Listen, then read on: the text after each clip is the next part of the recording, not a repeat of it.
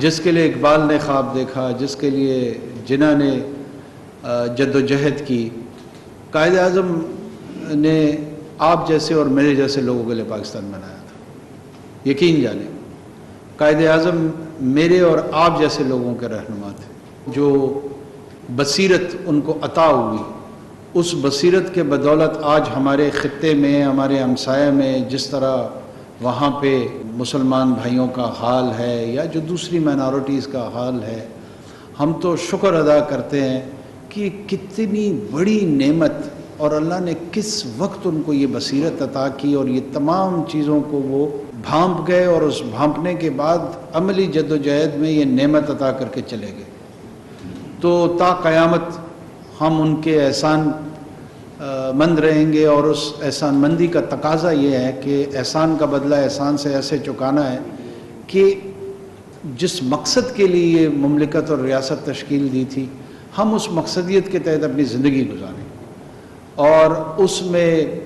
باہمی احترام، دین محمدی عربی صلی اللہ علیہ وسلم نے ہمیں کیا سکھایا، ایک دوسرے کو عزت دینا، ایک دوسرے کا احترام کرنا۔ ابھی تلاوت جو آیتیں تلاوت ہوئی، کتنا خوبصورت اصول بتایا گیا کہ ایک دوسرے کا مال ناحق نہ کھاؤ۔ اور آپ ہمارے اور اپنے معاشرے میں دیکھیں، ہمارے کورٹس میں جو مسائل ہیں، ہمارے یہاں خاندانوں میں جو مسائل ہیں، ہمسایہ کے ساتھ بپرا ہوا ہے، ایک کاروباری دوسرے کاروباری کے ہاں مال و متاع پہ اس کے نظر رکھی ہوئی ہے۔ اس ایک آیت کی جو تلاوت ہوئی ہے، اگر اس اصول پہ ہم اپنی زندگی ایمانداری سے گزارنا شروع کر دیں، پاکستان کے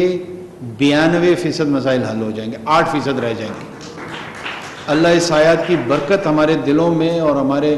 قلب پہ اس کا نزول کرے، اور یقین عطا کرے کہ یار